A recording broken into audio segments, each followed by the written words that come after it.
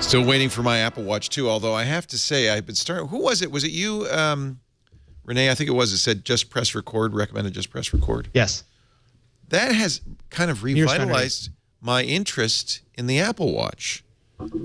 I made it a complication on my watch face, and I can now just tap it and immediately start recording. And I used it the other day. A kid came in to interview me. He was going to write everything, tap everything into his iPhone. I said, let's just record that. I was able to record it. It showed up not just on my watch, but also on my phone instantly and on iCloud instantly. And I just emailed it to him, the audio file. What Leo's trying to say here is that all of the future TWiT podcasts are going to be recorded on my watch. It's kind of amazing. So thank you, Rene. That was a great pick. I got that from Serenity, and it's funny because Apple did not make a voice memo app for the Apple Watch, but they built the API for it, so anybody could just package it up and make the voice recorder. And so this one turned out really well. It really did. And so I'm going to take back, because I've been saying bad things about the Apple Watch, but now simply because of that, and because of all the heart rate monitors I use, is the most accurate one. It's just a couple things. Like I have Authy on my watch now, and just having all the Authy stuff there is fantastic because I don't have my phone with me all the time. Right. Authy is another great reason. You put it in a glance, right? Yeah. And you just slip over and there's your stuff. Yeah. So now I'm thinking, well, what would they put in an Apple Watch 2 in March if they would announce it? Although I think just because they announce it doesn't mean it'll be available in March. What would they put in it that would make it something I would trade up for? Well, their bigger thing is not getting you to trade up; it's getting the person who hasn't bought an Apple Watch yet to be interested in it. Yeah. And the rumor is is an Apple S2 computer on a chip because it can get faster and more energy efficient. There's continued rumors of a FaceTime camera, although I don't know what my level of interest would be for a FaceTime camera on the Apple Watch. It'd be nice to have, but not a must-have. And then there's just a few other hardware things they could do, like a better Wi-Fi system, so that it can access directly Wi-Fi better than it does right now. I stand corrected. Authy does not have a glance capability. I wish it did, but it does. I just pop open the app and switch across. Yeah, it launches fairly fast. Yeah, that's one thing I would do with that Watch 2 is WatchOS 2 did not fix this fundamental problem of slow launching, I think. What WatchOS did is so originally you had the interface on the watch and the extension, because it's built on the extension system from iOS 8, was on the phone, and all they did is move the extension part over to the watch. Right. So it's still an extension of the app that lives on your phone, and it's still bound by the processing power of the watch, and that didn't get any faster. So you can have native code on the watch, but the watch itself isn't any faster than it was before. You remove some of the interruptions that happen with communication, but nothing that involves just CPU processing gets fixed. And is there a reason why? So, for instance, with messages, it's super easy to respond, and not for almost anything else.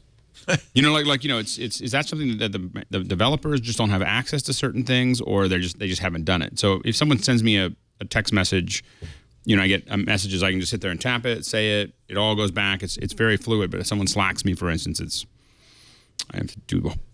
I can look at it, but I can't really respond to it in the same way. Is that a limitation of the API? Well, there's that same quick sheet that you have for messages response, which lets you dictate a response or quickly send an emoji. That basic sheet that you see on messages is an API. It's available to any developer on any app. Yeah, so they could build that in. They do that for messages now. It depends on how complicated the system is, but as long as a notification comes in, they can have a button that says reply, and they just pull up the standard sheet for that, the same as messages. I just want to know who to blame, because it's really frustrating.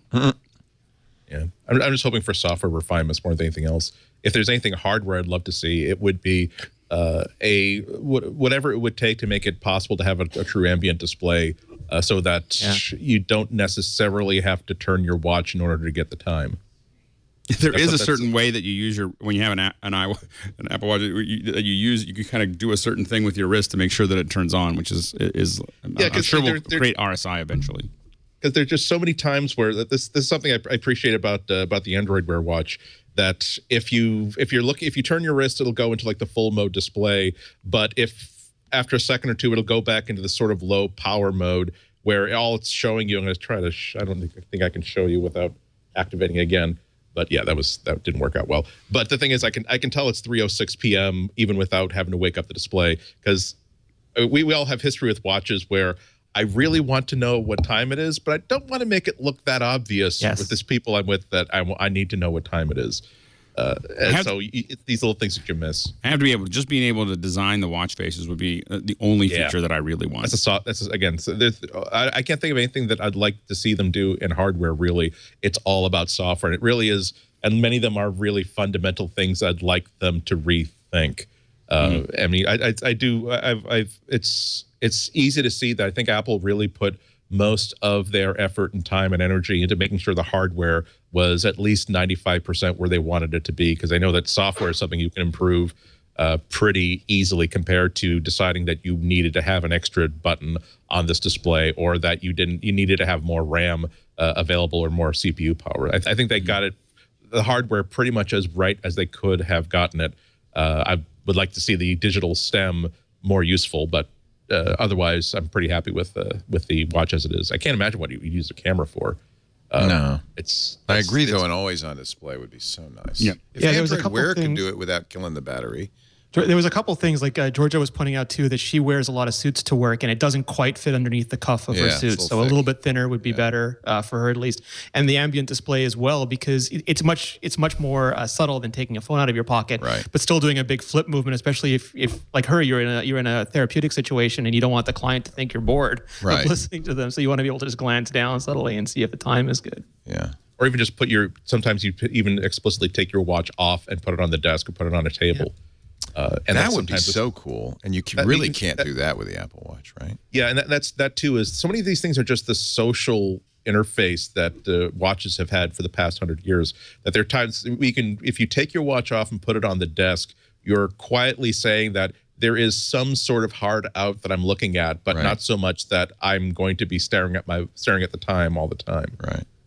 But you're right, Rene. If Apple already blew my mind when they introduced this device with such a small case to begin with. If they were to make it even thinner and make it even smaller and make it even more attractive as a daily wear sort of thing, that would be the standout feature of any new Apple Watch 2. So big that you would almost imagine that they would put aside every other new feature and idea in favor of just making the case smaller and making it easier for someone to integrate this into their wardrobe and their lifestyle. Yeah, the thing with them is the physics. Like as far as my understanding is that right now the Apple S1 runs at the thermal limit for that device. So they have to come up with some pretty fancy engineering to get it smaller, and because people want the apps to be faster and they want to. Customers are awful. We want it to be thinner and lighter with a double length battery life with no bezels, and so with the Apple Watch, we want it thinner, we want it lighter, we want it to fit into this, we want it to last for 7 days. So being able to make an Apple S2 that is more efficient, so that it can process things faster, but also doesn't take up as much space. And then my biggest request is please don't change the band mechanism, because that to me is going to cost me more money. Apple would never change the design of a plug or connector to make you buy all new everything. They gave me 10 years with a 30 pin dock. Just give me 10 years with How many bands do you have now? 15 maybe.